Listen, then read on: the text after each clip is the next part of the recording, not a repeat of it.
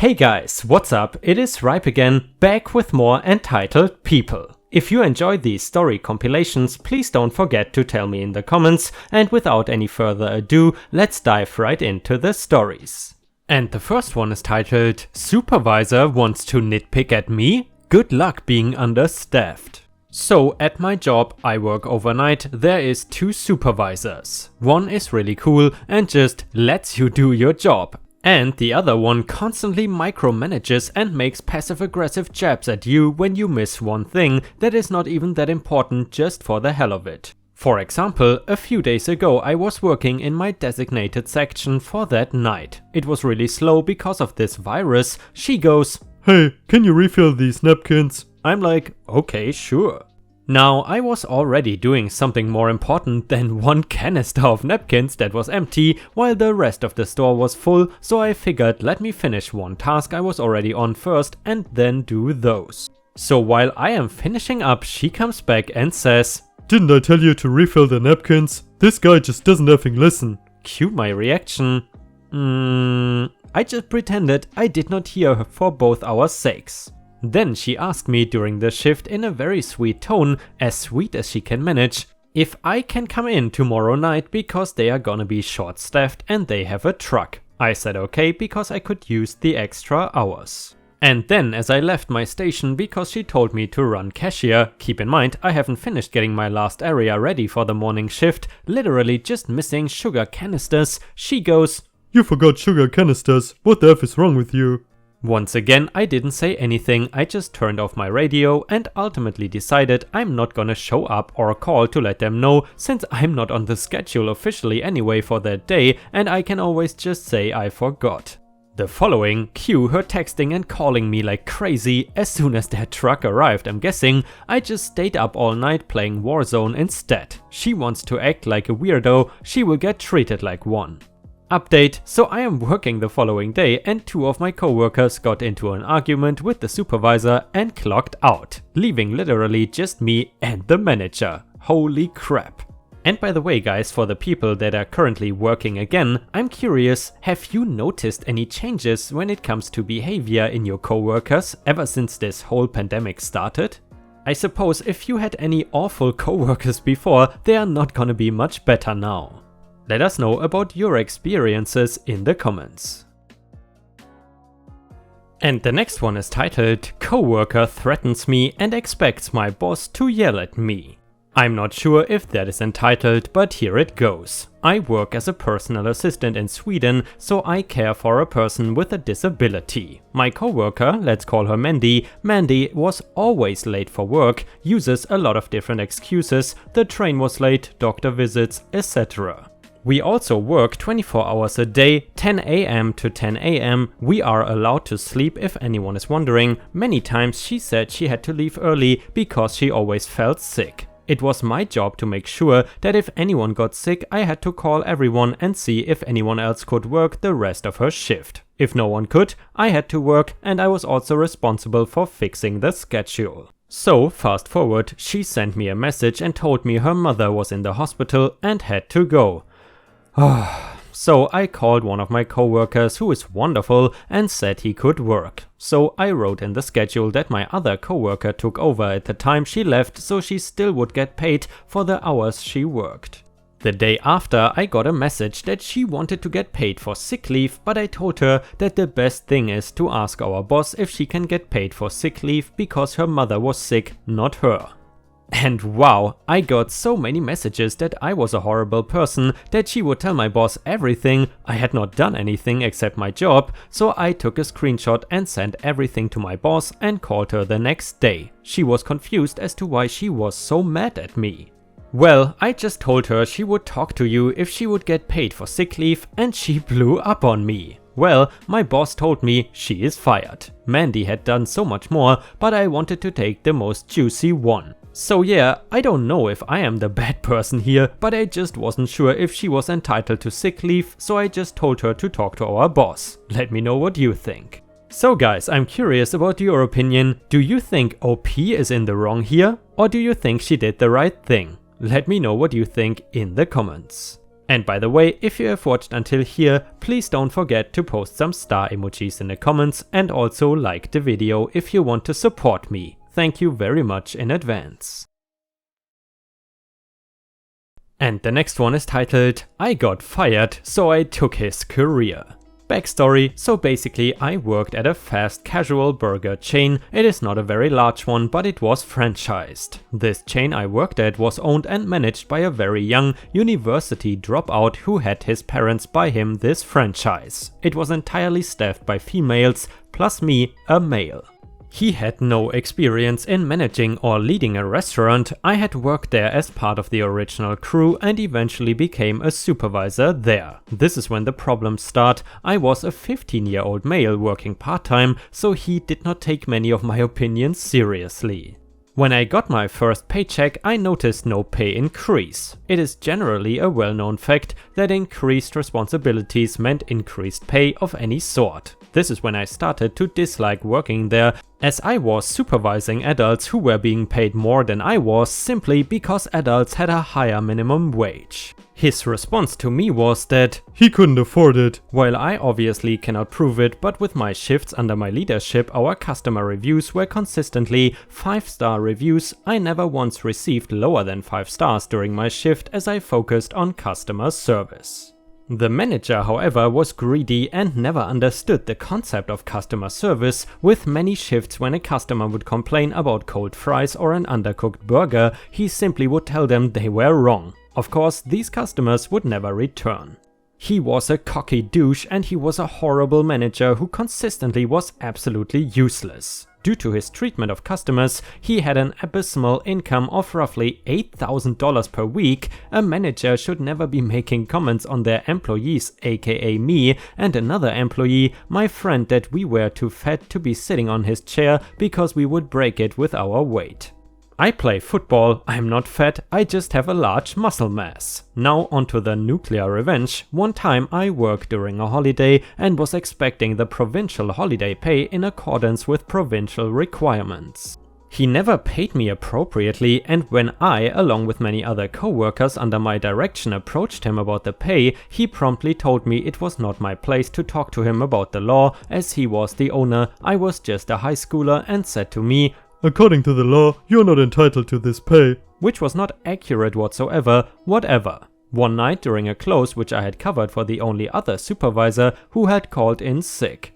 We had no customers, none, for the 2 hours leading up to close, so I made the decision to shut down the fryers 15 minutes early so that our staff could get out earlier. This would have saved him money. Of course, we had a customer come in 5 minutes before close and I greeted him. He asked for only fries and of course I had to, unfortunately, let him know that we had no fries left as we were about to close. This customer begged for us to turn on the fryers again and make them fries, and I said no. That is a story for another subreddit.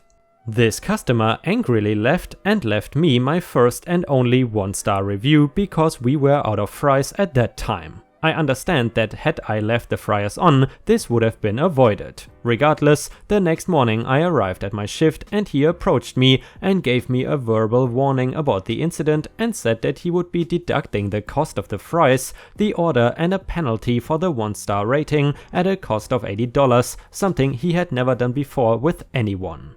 After he did that with me, furious about this request as it was completely unfair, I did some legal research. I then screenshotted the appropriate legislation and texted him saying that it was completely illegal. He did not respond. 10 minutes before the end of my shift, he fired me for repeated poor performance.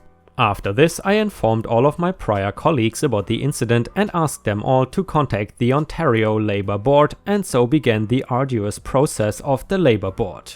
8 months later, the Labour Board sided with all of us for wrongful terminations. I received $3,500 from my termination, along with my termination pay. As it turns out, in fact, he did underpay me on every single one of my holiday shifts, and I'm not too sure about how much the others received, but overall from all of us, it totaled around $15,000 to $18,000. I then got a job right next door at a restaurant whose glass faces my previous workplace, and every morning I got to see him running around as he was short-staffed, and many of my coworkers quit when I was fired because he was the devil to work with. I found out after this from his cousin who went to high school with me that he had sold his car to pay for our bills, a 2017 Mercedes C300, stopped paying royalties and then got sued by the franchise owners for breach of contract. The restaurant was subsequently shut down and he was out of income over $1.50 in fries. From last I heard, he now works at his father's fast food restaurant as a regular employee. Too long didn't read, I was fired for $1.50 in fries and subsequently shut down the owner's business, got him sued and forced him to sell his car. And I gotta say guys, I am very impressed by this story considering how young the OP still is, and he definitely made the right choices here. That was an absolutely delicious pro/nuclear revenge story. And by the way, I would love to know, did you ever have any extremely awful bosses in your work life? I mean, this boss here probably takes the cake, but let us know about your experiences so far in the comments. And the next one is titled, "My boss did not listen to me and makes a $10,000 mistake." So I work at an outdoor bar and grill. I work as a busboy but have some responsibilities outside of that. One of the responsibilities is stocking the walk-in freezer when beer shipments come in. The restaurant that I work at is very popular in my town, which means it takes a very long time to stock. The mammoth shipments takes most of a day, 100 to 200 cases of beer. So I got to work on a shipment day and there's more than I thought. I'm taking a lot longer than I usually would. I look up at the sky and the clouds are looking pretty rough. I look at my phone and lo and behold, it's gonna be a thunderstorm. So I take the hand truck and start moving the beer under a canopy. My boss sees this and does not like that I am taking another 30 minutes to move the beer for a second time. She was a police officer for 20 years and as she puts it, I always know best. So she starts chucking the beer in the freezer way too high with no regard for how it is stacked. I know she's gonna mess up royally and try and explain, but that is not how you do it. This is how the following conversation ensued. My memory is not the best, so this is a generalization. By the way guys, that is a very interesting way to write ensued. Anyway, me, that's not how you do it. You are stacking them the wrong way and the towers are way too high. Boss, I've been in this game for 3 years. I know what I'm doing. Me, you put me here to do this job and to do it right, and I was trained properly. That's the wrong way to do it. Boss, Either help me or the door is that way. points at the door. Cue malicious compliance. So I go home for the day because I know it's gonna go wrong and I don't wanna be responsible. Not 30 minutes later, I get a call from a coworker furiously screaming at me, saying I need to go back and fix my mistake. So I ride my bike back and walk right to the freezer and see a mess. The entire right wall fell down, ruining around $4,000 worth of beer, $2,000 worth of food, and the entire wall is soaked. They had to close down the restaurant for 2 weeks to fix the freezer from the damage. The beer got under the floor and started mucking up the walls and floor. Moral of the story, listen to your employees. Update, my boss tried to lie to upper management to get me fired, saying that I was the one that told her how to stack the beer. Thank God my coworker Jack saw what happened and vouched for me. And guys, I don't know about you, but to me that seems like a very toxic work environment and I definitely would not want to be working there. And the last one is from our own subreddit r/ripe stories and was posted by user Stacy Rose. The story is titled, "Lady tried to put political signs in my yard."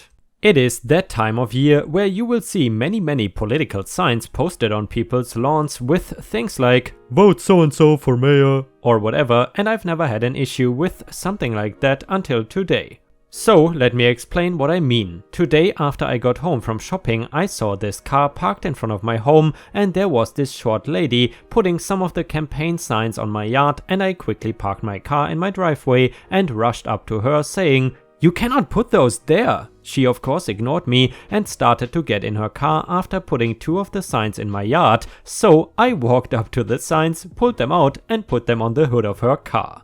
She looked angry, got out of her car and said, "Hey, what do you think you're doing?" I simply said, "What do you think you were doing, putting those things in my yard? I did not give anyone permission to post anything in my yard, nor will I unless you pay me some kind of rent for use of my yard. You choose." And I stood there facing her with my arms crossed. She then said, "I can put these wherever I want to put them, and you cannot destroy them, because that will be destruction of private property."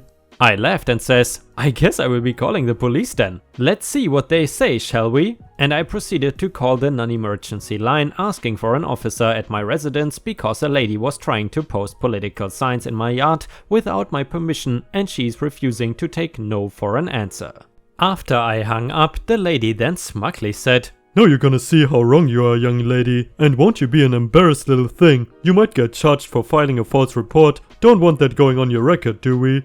I simply looked at her and said, "I know my rights and I have the right to have my yard the way I want it without junk I don't support in my yard." She got angry at me, calling her signs junk, and turned around and sat in her car, waiting for the police. All the while she was in her car she was yelling, but I couldn't hear what she was saying and she was punching her steering wheel, just having a tantrum. When the police finally showed up, I was still standing outside with my arms crossed and they came up to me asking if I was the one that called. I looked at the officer and said, "Yes sir, I did," and started to say something else, but this woman got out of her car and started to scream about how I was impeding on her rights and a bunch of other crap. The officer held up one hand and said, "Ma'am, you will get your turn to talk when I ask you for your side, but right now I'm talking to this young lady, she was the one that called." The lady didn't like that and stomped her foot, but didn't say another thing. I proceeded to tell the officer what happened and then he turned to the lady and said, "Ma'am, is this true? Did she tell you that she didn't give you permission but you continued to try to post those things in her yard?" The lady angrily said, "Yes, it's my right to post these and she cannot stop me." To which the officer said, "Well, actually she can stop you. This is her yard, so it's her right not to have signs posted in her yard if she doesn't want them there. You should know what the law is by now if you're posting these signs in yards, or did you not ask permission to post all the signs you've already posted? How many homes have you posted these signs at, and how many people gave you their blessing to post them?" The lady looked uncomfortable and started to fidget. Then the officer said, "I thought so. So here's what's gonna happen. You're gonna go back, gather all the signs you posted, and before you post them in people's yards, you're gonna go knock on their doors and ask them permission, and if they say no, you're gonna move on. You will not post any signs in this young woman's yard, and if I drive by and see a sign posted here, I will write you a ticket. Do you understand?" The lady then nodded, not saying a word, and the officer then said, "Good, now that's settled. I will be checking in with each house I see these posted at just in case you don't follow my orders, so I would advise you to do things the correct way and brush up on the law. You may leave now, take your signs with you." And then he looked at me, nodded and said, "Is there anything else I can help you with?" To which I told him no, so he told me to have a good day and got back in his car. He did not drive off until he saw the lady drive off, and I went back to my car to get my groceries and went inside. I don't personally like those political signs, and I get that they are trying to drum up support for their candidate or whatever, but I'm not a political person and I don't want anything to do with it. Most of my neighbors are the same way and never allow those signs on their yards either. If I vote for someone I don't stick with whatever party is running, I go with the person who I think will do a good job, and I don't tell anyone who I voted for to keep arguments down. If someone asks me, I simply tell them I didn't vote yet. Anyways, I was wondering, do other states have different laws regarding these signs, and if so, what are they? Well, Ripe Stars, I will redirect this question to you because I cannot really answer it, but I am also curious and I would love to know, have you ever witnessed any people coming up to your property / your garden or yard and putting up these signs? Let us know what you have experienced so far in the comments, and unfortunately we have already reached the end of the video. I hope you enjoyed the stories today, and if you want to hear more exclusive Reddit stories, then I suggest to head over to patreon.com/ripeyoutube for more exclusive Reddit content, including already around 30 plus videos. Thank you very much for watching, I hope you have a fantastic day and I see you again tomorrow.